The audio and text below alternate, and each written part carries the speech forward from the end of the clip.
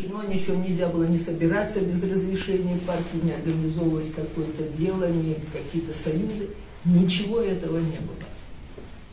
И я помню, как мы сидели на Амре в дружеском кругу, и Сергей Сангалов, это художник, который потом уехал в Москву, сказал, что вот где-то там по вражеским голосам он услышал, как французский историк мадам Каррер-Данкос, значит, еще в 1978 году предсказала, что Советский Союз распадется вследствие демографии. Такая была формулировка у нее. Ну, мы, конечно, хихикнули, сказали, что, конечно, сидячи в Париже, очень легко предсказывать это самое, но мы были абсолютно уверены, что вот это все нерушимо. И вдруг началось такое движение, и мы поняли, что вот что-то происходит, и как-то можно объединяться.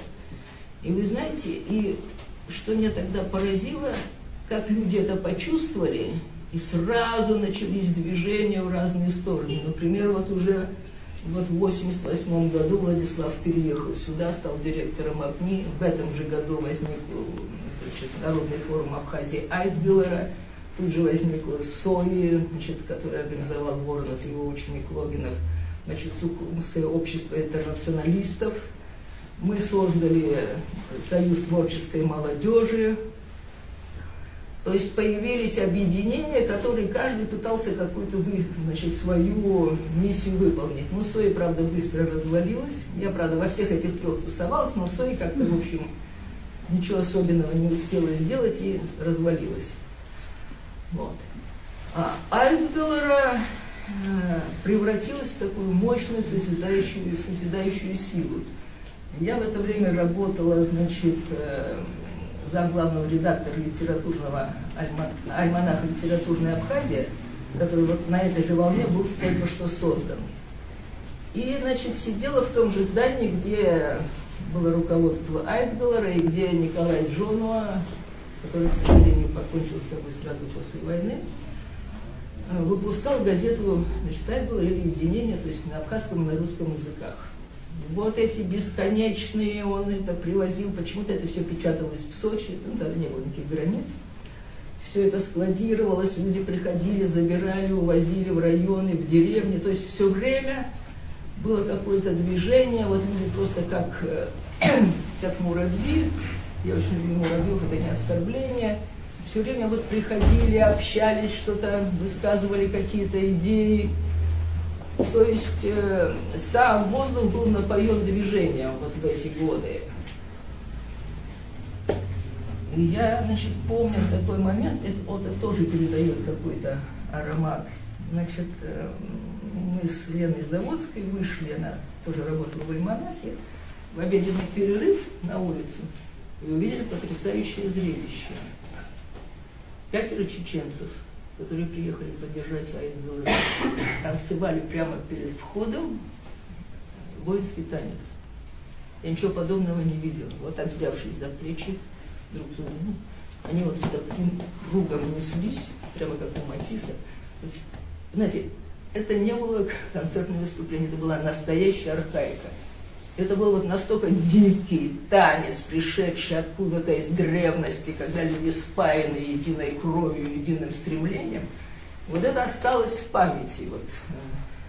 Это тоже один из таких каких-то знаковых штрихов того времени. С одной стороны начались общественные движения, личная инициатива, личные голоса зазвучали.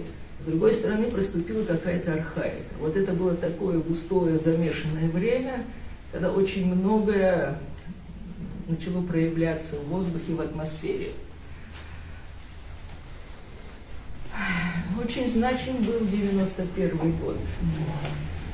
Там было сразу несколько событий. Например, в начале года Станислав Лакоба вручил в Москве абхазское письмо, так называемое, не освещающееся, должны знать, что это такое, передал лично Сахарову.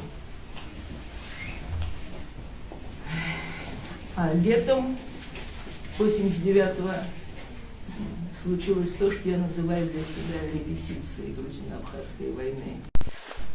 Сейчас я передам вам это, значит, когда начались первые вооруженные столкновения, еще слабые, между абхазами и грузинами.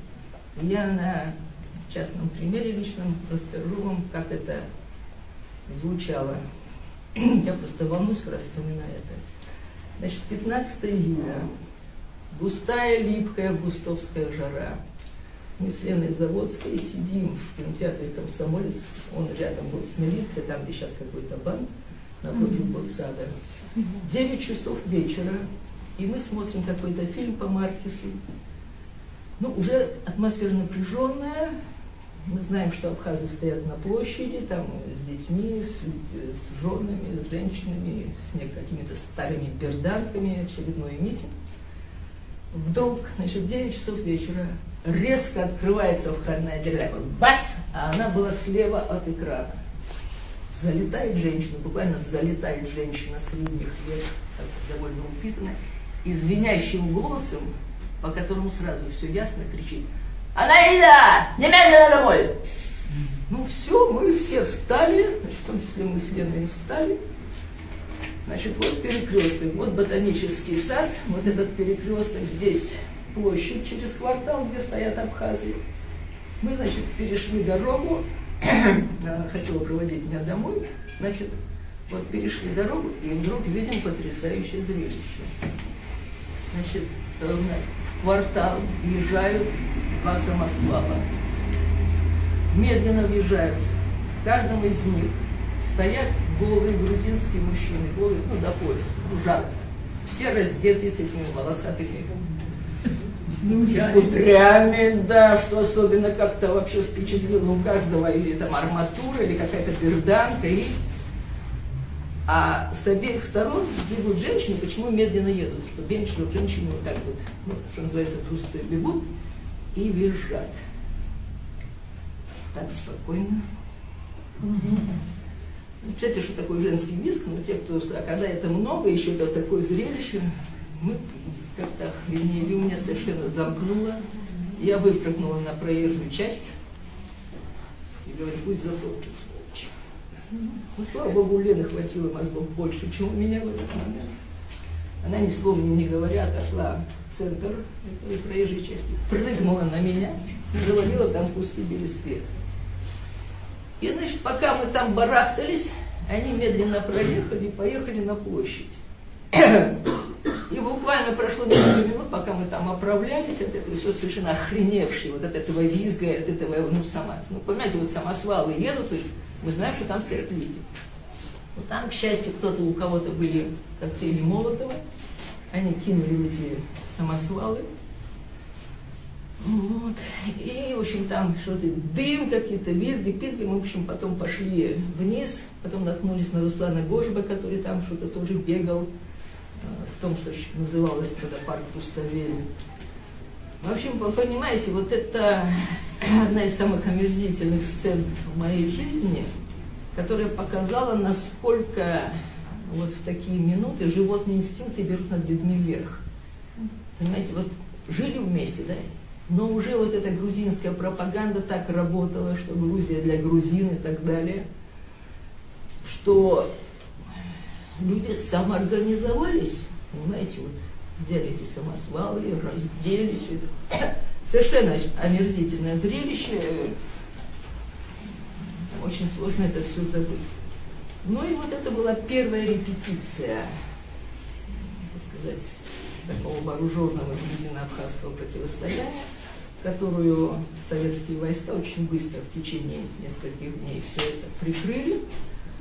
Но уже было понятно, что что-то будет происходить дальше. В это время в Грузии президентом стал Гамсахурдия, после чего в Сухуми вообще началось просто сумасшествие. Значит, у него была масса поклонниц, которых мы называли черные колготки, почему-то они часто были в черном. Вот они ходили по городу, вот 3000 идут, я одно утро пишу, я вышла в 9 часов у себя на остановку в Синоте, жду троллейбус, они идут. Прерывая всякое движение, 3000 теток, значит, фотография Звиада, и они кричат так мерно: «Звиади, Звиади!» и проходит «Звиади!».